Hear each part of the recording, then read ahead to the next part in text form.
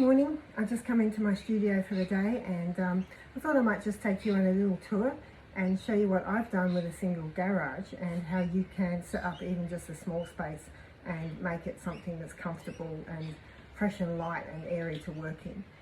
So I'm just going to turn the camera around and give you a bit of a tour. Okay, so here we are. So there's Hamish all ready to go. He loves getting into it. So I've actually got two entrances to the studio, just moving slowly. I've got this glass door that we put in so I can come in from the back garden. So this space is also my laundry.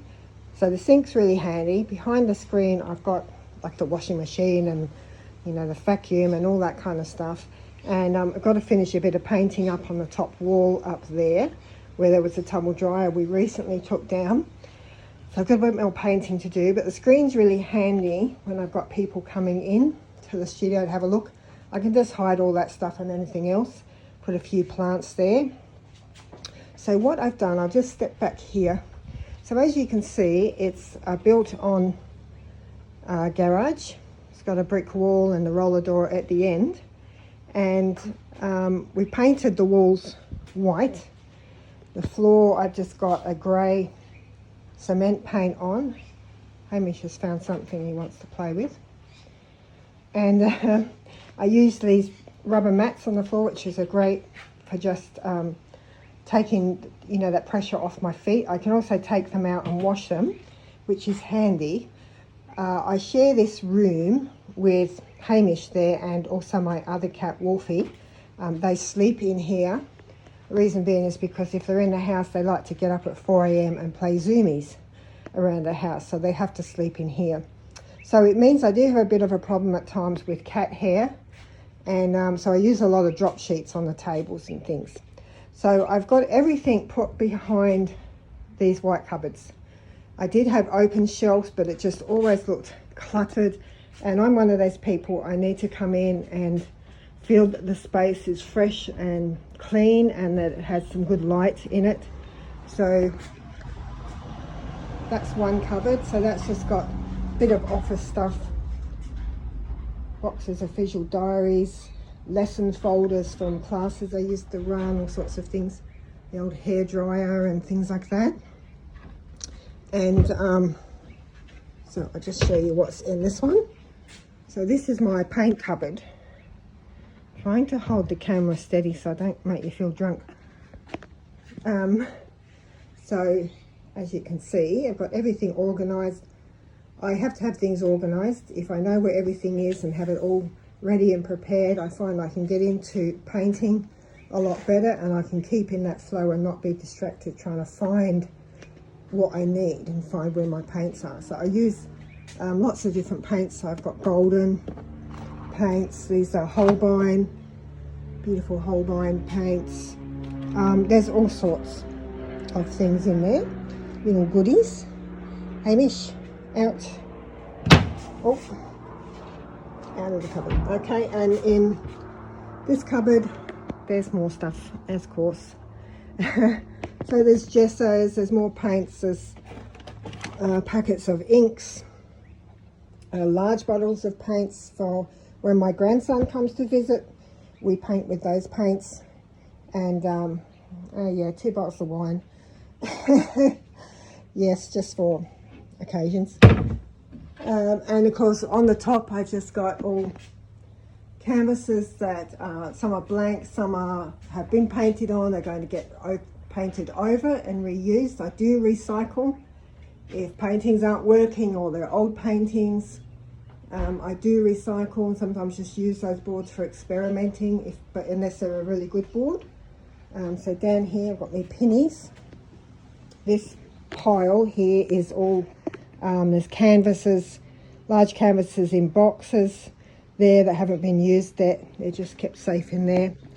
And I've got this mirror that I picked up off Marketplace for $20. I put that there because it just catches the light and it brings a little bit more light into the room, makes me feel like I've got another window there.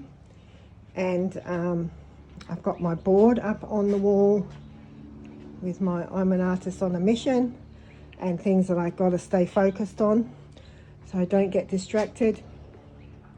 I've got extra display easels, photographic camera, tripod and things.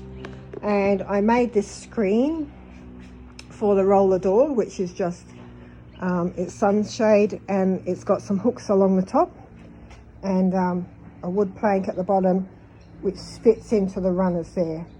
And so I can have that open, I can see out, but you can't see in. So it just really makes me feel like I've got a bigger space than I have. I've got my trolleys. These are great, you can fit so much on them and move them around. My little set of drawers. I've got gallery hangers up on the wall, and I just keep a lot of my smaller works in here, otherwise they end up in the stock room, excuse me, in boxes. And I just would much rather see them up on the wall and let them inspire me when I'm working here. So I've got my chair, my stool. This is a table that I designed and got my husband and son-in-law to make for me. It's really heavy, but it's on wheels. So it's got a couple of shelves underneath, and I can have everything sitting under there. Oh, hey me. Collage papers that I've managed to sort out into colour coding, and towels and bits and pieces, but everything has a place, which helps me work a lot better and a lot more efficiently. I also find these baskets are great. I've always got at least 5 artworks on the go at a time, sometimes more than that. So I like to have baskets, yes, Hamey, baskets with materials for each artwork in it, so I don't lose track of what's going on. And thank you, Hamish. And I've got my little brush holder, which keeps everything sorted, all the mark making tools that I'm using in that particular project, and just all the bits and pieces. The good thing with this table is I've got extendable ends on it. Hamish, you just have to be at everything. So I can extend the ends, and it makes it about 2.5 meters, 3 meters wide. So it gives me that extra space when I need it if I'm working on a big piece. I've also got the whiteboard on the wall, which I want to actually put a bigger one up, get my husband to put a much larger one up for bigger pieces, but I tend to paint mostly on the easels. And I've got my ring light, of course, and got my old wooden easels. So I tend to paint on the easels, but I also paint outside. So this is my garden. I can paint out here on the patio.